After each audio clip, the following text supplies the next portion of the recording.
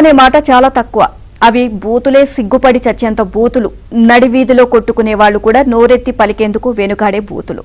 ఇలా అన్నాడు అని మరొకరితో చెప్పలేని, అక్షరాల్లో రాయలేని స్థాయి బూతులు. వైఎస్ జగన్మోహన్ రెడ్డికి నిజంగా మనస్సాక్షి ఉంటే ఇంతటి బూతులు తిట్టిన వాళ్లను వదలొద్దు అని ఆయనే చెప్పేవారు. ప్రశ్నిస్తే సంకెళ్లు వేస్తారా అని వాపోవడం ఆపేస్తారు.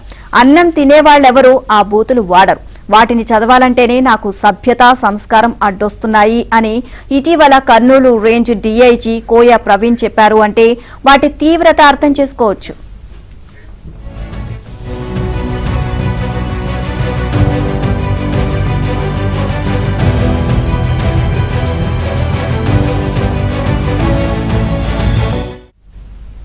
వైసీపీ సోషల్ మీడియా కార్యకర్త ఎంపీ అవినాష్ రెడ్డి అనుచరుడు వర్రా రవీంద్రారెడ్డి తన ఫేస్బుక్ ఖాతాలో వాడిన 40కి పైగా బూతు వ్యాఖ్యల స్క్రీన్ షాట్లను కూడా పోలీసులు సాక్ష్యాలుగా సేకరించారు. వాటిని చూస్తే ఇంత నీచమా అని ఎవరికైనా అనిపిస్తుంది. బాధితుల్లో సున్నితమైన మనస్కులు వీటిని చూసి కుంగిపోవడం, క్షోభకు గురి కావడం ఖాయం. గిట్టని పార్టీల నాయకులను మాత్రమే కాదు, సోషల్ మీడియాలో వైసీపీ సర్కారును ప్రశ్నించిన సామాన్యులపైన పచ్చి బూతులతో విరుచుకుపడ్డారు.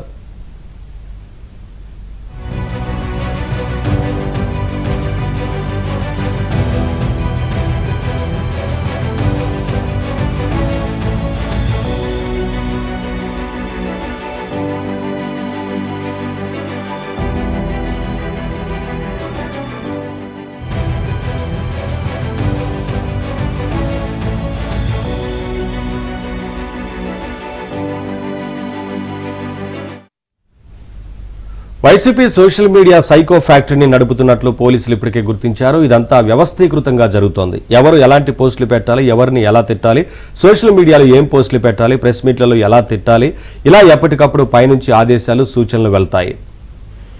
ఇక పోస్టులు పెట్టేవారిలోనూ స్థాయిలు ఉంటాయి. వేల కొద్దీ ఫేక్ ఐడీలను సృష్టించి వాటి ద్వారా విచ్చలవిడిగా పోస్టులు పెడతారు పెద్ద సైకోలు, పిల్ల సైకోలు, ఇంకా కింది స్థాయి వారు.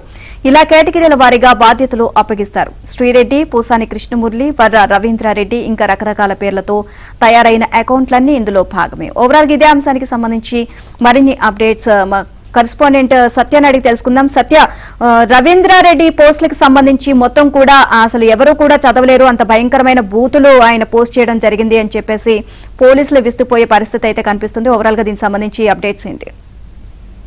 సోషల్ మీడియాలో పెడుతున్నటువంటి ఈ పోస్టులకు సంబంధించి పెద్ద స్కామే నడిచినట్టుగా మనకు కనిపిస్తోంది. ముఖ్యంగా వైసీపీ సర్కార్లో ఈ కళ్ళు చెదిరే స్కామ్ గురించి ఇప్పుడిప్పుడే పోలీసులకు అర్థమవుతోంది. సోషల్ మీడియా సైనికులు ఎవరైతే ఉన్నారో వైసీపీకి సంబంధించి వారందరికీ కూడా పథకాల సొమ్ము డైవర్ట్ చేసినట్టుగా ప్రాథమికంగా నిర్ధారణకు వచ్చారు. ఇలాంటివి అంటే పథకాల లబ్ధిదారులు సుమారు 25,000 మంది వరకు కూడా జాబితా వివిధ శాఖల నుంచి జాబితా వెళ్ళాక ఆ 25,000 మంది పేర్లు తొలగించి సోషల్ మీడియా సైన్యం ఎవరైతే ఉన్నారో వారి పేర్లు జత చేసి బ్యాంకులకు పంపించినట్టుగా ప్రాథమికంగా నిర్ధారణకు పోలీసులు వచ్చారు. దీంతో ఈ విషయాన్ని పూర్తి స్థాయిలో రూఢీ చేసేందుకు డిజిటల్ ఆడిట్ నిర్వహించేందుకు ఆ రంగంలో నిపుణులు కూడా ఇప్పటికే పిలిపించారు. దీంతో ఈ వ్యవహారం ఒక రకంగా వైసీపీ మెడకు, అంటే గత ప్రభుత్వం హయాంలో వారు చేసిన అక్రమాలకు సంబంధించి, అదేవిధంగా సోషల్ మీడియా సైన్యానికి ఏ విధంగా ప్రభుత్వ సొమ్మును, ముఖ్యంగా లబ్ధిదారుల సొమ్మును పేద, బడుగు, బలహీన వర్గాలకు వాళ్ళ యొక్క అభ్యున్నతికి ఇవ్వాల్సిన సొమ్మును ఏ విధంగా దోచిపెట్టారనేది స్పష్టమవుతోంది. గతంలో విద్యాశాఖలో పనిచేసిన ఒక ఐఏఎస్ అధికారి విషయాన్ని అప్పట్లోనే గుర్తించి తాడేపల్లి పెద్దలకు విషయం తెలిపారు. అంతే ఆ మరుసటి రోజు నుంచే ఆయన్ను ప్యాలెస్ చుట్టుపక్కల కూడా కనిపించకుండా చేసిన పరిస్థితి అయితే ఉంది. నిజానికి అక్క చెల్లెమ్మలకు దక్కాల్సిన అమ్మఒడిలోని కొంత భాగం సోషల్ సైకోలకు పంపించిన పరిస్థితి, నేతన్నలకు అందించాల్సిన సాయం ఏదైతే ఉందో దాన్ని కూడా సోషల్ సైన్యానికి లేదా సోషల్ కాలకేయులకు పంపించిన పరిస్థితి అయితే మనం చూస్తూ ఉన్నాం. ఇదెలా సాధ్యం అనుకుంటే వైసీపీ హయాంలో ఎటువంటి అరాచకానికైనా అక్రమానికైనా సరే అప్పటి ప్రభుత్వ పెద్దలైతే పాల్పడినట్టుగా మనకు అర్థమవుతుంది. ఇప్పుడు ఒక్కొక్క విషయం వెలుగులోకి వస్తూ ఉంటే అసలు విషయాలు బయటకు వస్తున్న పరిస్థితి అయితే ఉంది.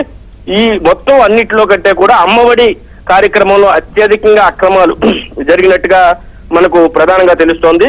ఇప్పటికే సిఐడి లేదా విజిలెన్స్ ఇప్పటికే 25,000 పైగా ఈ తేడాలు గుర్తించడంతో సిఐడి లేదా విజిలెన్స్ విచారణకు కూడా దీని మీద సిఫారసు చేయాలనే ఉద్దేశంతో ప్రభుత్వం ఉన్నట్లుగా కనిపిస్తోంది.